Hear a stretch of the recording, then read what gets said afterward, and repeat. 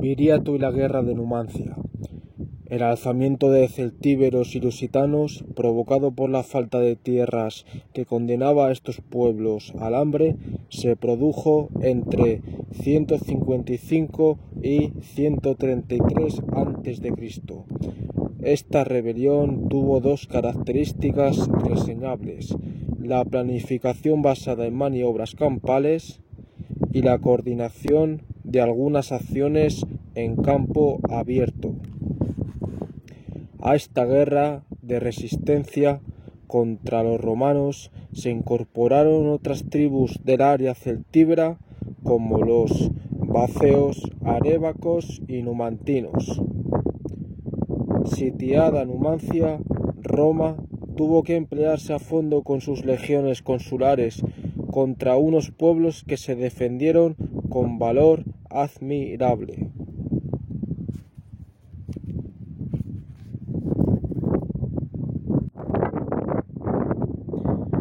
Aunque los romanos perdieron algunas batallas, ganaron la guerra por la desproporción abrumadora de fuerzas y la despiadada actuación de la parte romana, que no reparó en medios para borrar del mapa a algunas tribus que consideraba una pandilla de miserables.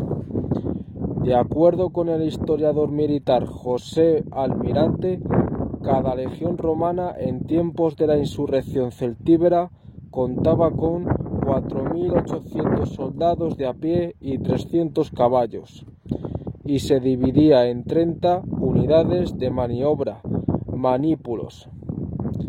Todo el ejército consular en Hispania reunía dos de esas legiones, más unos 20.000 auxiliares aliados, tropa nativa, y 3.000 caballos. La paz entre romanos y celtíberos se quebró 153 a.C., cuando la tribu de los seguedanos pretendió ensanchar las murallas de su ciudad, Ségeda, pero la rebelión estaba madura por la falta de tierras y las abusivas exacciones impuestas a lusitanos y celtíberos, lo que les obligaba a vivir del saqueo y el bandolerismo a costa de otros pueblos vecinos.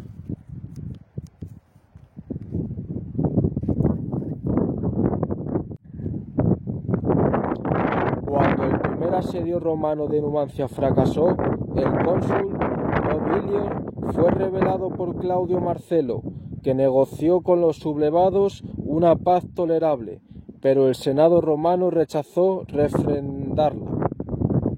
Influido por el partido belicista que encabezaba la familia de los Escipiones, Roma deseaba la rendición total, como solía hacer con sus enemigos, y los senadores enviaron a Hispania un nuevo cónsul, Lucio Licinio Lúculo, y un pretor, Galba, para acabar con toda resistencia, incluidos el soborno y la traición.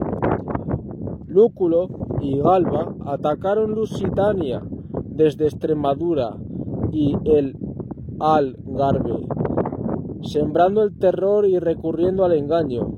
Para negociar el reparto de tierras del Ávor, Galba convocó a unos 30.000 lusitanos que acudieron desarmados, confiando en la falsa promesa del pretor.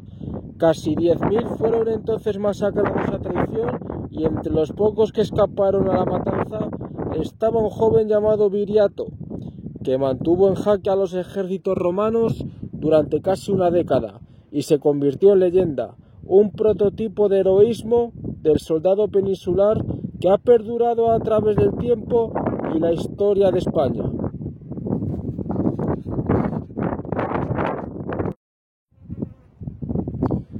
Nacido en una comarca de la Sierra de la Estrella y de estirpe de pastores, Viriato era un joven jinete y logró acaudillar la resistencia de su pueblo contra Roma. El coronel Juan Batista observa con razón que Viriato reunió en lo militar talento táctico y cierta visión estratégica en la conducción de las operaciones.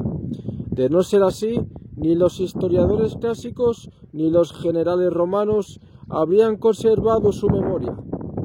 Viriato intentó sublevar a todas las tribus celtíberas y unirlas en alianza, pero no obtuvo ninguna victoria decisiva, aunque consiguiera triunfos notables en las cercanías de Osuna, en una batalla donde los romanos perdieron miles de hombres. Posteriormente la guerra entró en una fase de desgaste en la cual lusitanos y celtíberos llevaron la peor parte.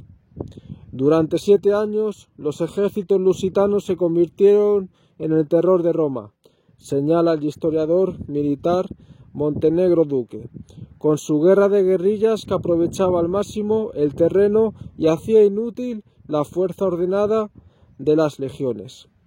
De acuerdo con esto, Viriato estableció en la península 3 bases logísticas en la Bética, Martos, en la Carpetania, Mons Veneris, y entre Portugal y Salamanca, Mons Herminius.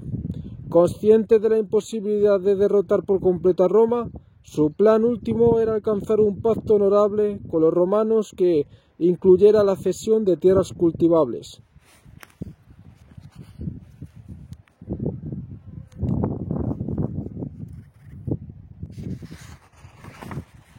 Estuvo a punto de conseguirlo en el año 140 a.C., cuando el ejército del cónsul Quinto Fabio Máximo quedó sitiado en un desfiladero y aceptó pactar para poner fin a la guerra.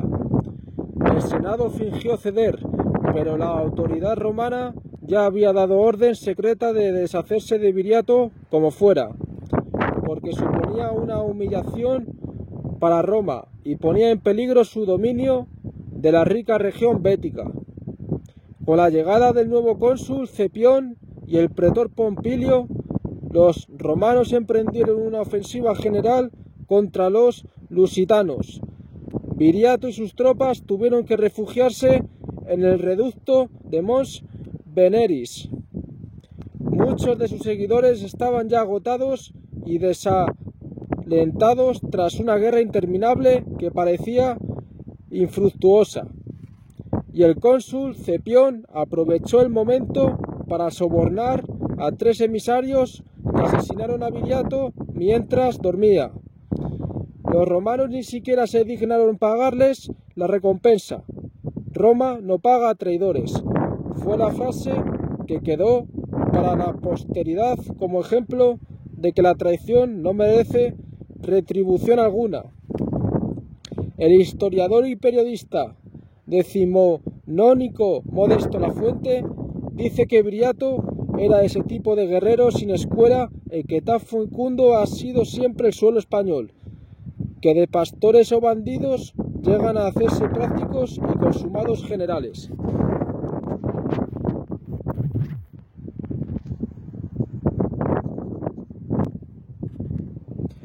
Derrota numantina.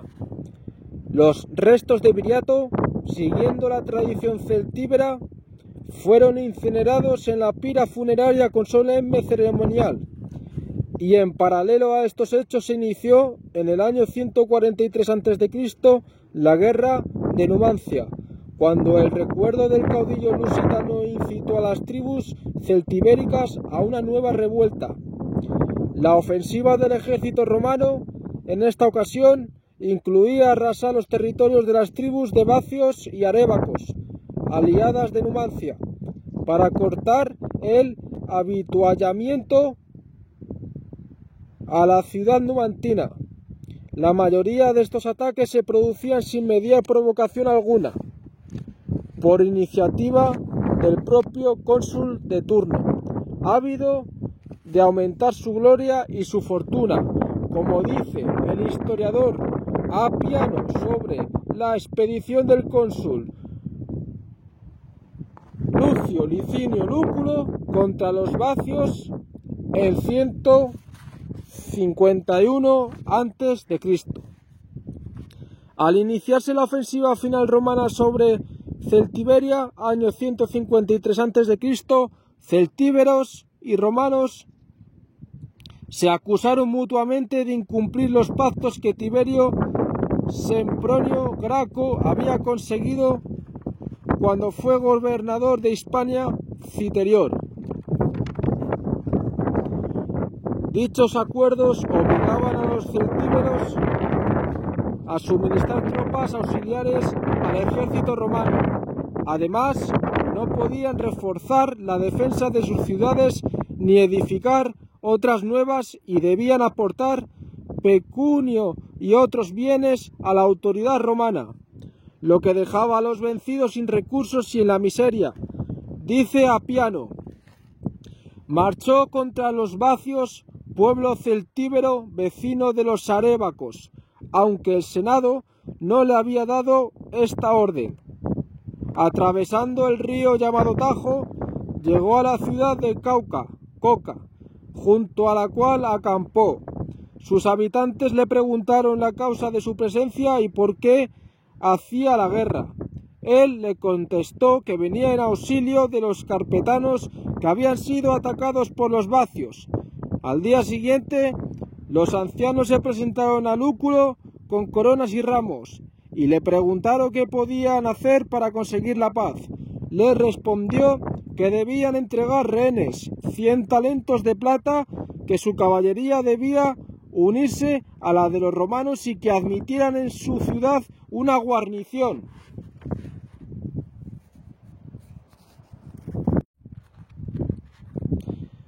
Esas eran las condiciones, pero finalmente los habitantes de Cauca fueron asesinados por Lúculo tras acordar la rendición, y en Pallantia, Palencia, fue vencido por la resistencia de los vacios y la llegada de refuerzos de Cantabria. La derrota romana hubiera sido total de no ser porque vacios y cántabros detuvieron la persecución al producirse un eclipse del sol que tomaron por señal divina para no seguir luchando. Poco después, cuando llegó a la ciudad de Intercatia, con un ejército de unos 20.000 hombres y en vista de que sus habitantes no tenían oro, plata ni moneda, el cónsul Lúculo les exigió 10.000 mantas fabricadas con lana, sagui, además de ganado y rehenes. Bajo el peso de estos tributos, no es extraño que los celtíberos se rebelaran una y otra vez, aunque el resultado siempre les fuera adverso, y al final muchos, así sucedió en el caso de Numancia y en las guerras cántabras, eligieran el suicidio antes que la esclavitud, la deshonra y la depauperación.